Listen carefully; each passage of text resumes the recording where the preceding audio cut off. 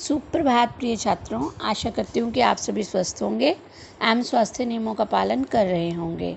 आज की हिंदी कक्षा में आप सभी का स्वागत है। आज की कक्षा का विषय बड़ा ही रोचक है, जिसका नाम है उपसर्ग, जो कि आपकी पुस्तक स्पर्श व्याकरण मंजरी का पाठ 6 है।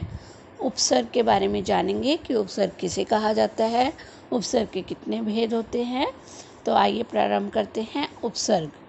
उपसर्ग का अर्थ होता है वे शब्दांश जो शब्द के आरंभ में जुड़कर एक नए अर्थ का निर्माण करते हैं, वे उपसर्ग कहलाते हैं। जैसे उदाहरण के लिए एक शब्द है मान। अगर हम इससे पूर्व अपशब्द का प्रयोग करते हैं तो हमारा शब्द होगा अपमान।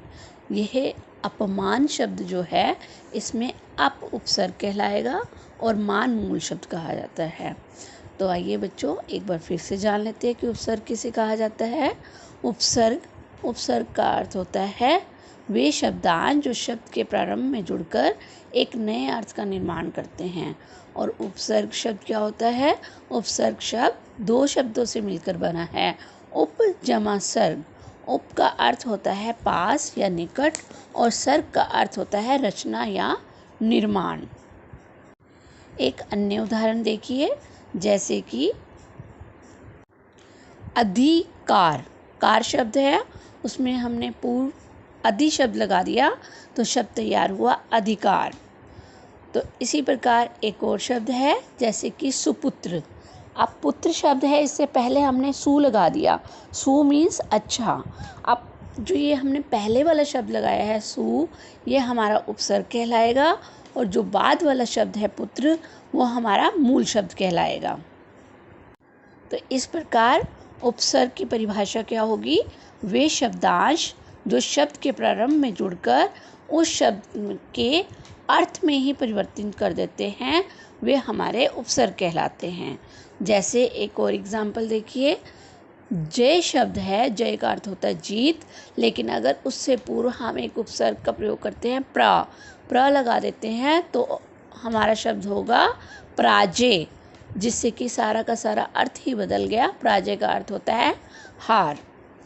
तो अब आपको स्पष्ट हो गया होगा, वे शब्दांश जो शब्द के प्रारंभ में जुड़कर उस शब्द के अर्थ को बदल देते हैं, वे उपसर्ग कहलाते हैं। तो आइए अब हम जानेंगे कि उपसर्ग के कितने भेद हैं। उपसर्ग के 4 भेद होते हैं।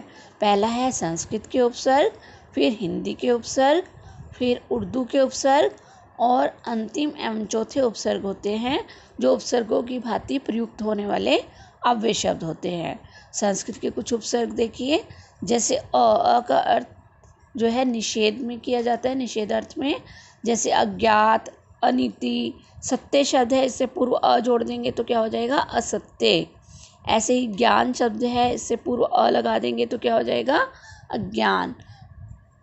उप हमारा उपसर्ग है, और अगर हम इसका जब उपसर्ग लगा करके शब्द बनाएंगे तो एक शब्द तैयार होगा उपहार।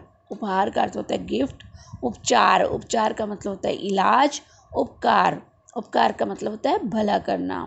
तो ये हमारे उपसर्ग से बने हुए शब्द थे, जो कि संस्कृत का शब्द है। इसके अतिरिक्त हिंदी के कुछ उपसर्ग देखिए, जैसे अन का अर्थ भी निषेध अर्थ में होता है। जैसे कि अनपढ़, अनबन। अनपढ़ मतलब बिना पढ़ा लिखा। ऐसे ही एक और शब्द है ऊ मीन्स उभरना या फिर उतरना। ये शब्द हिंदी के उपसर्ग हैं। उर्दू के उपसर्गों में आ जाते हैं, जैसे गैर मीन्स भिन्न, गैर कानूनी, गैर सरकारी, गैर हाजिर। ये शब्द हमारे जो है उर्दू के उपसर्ग हैं।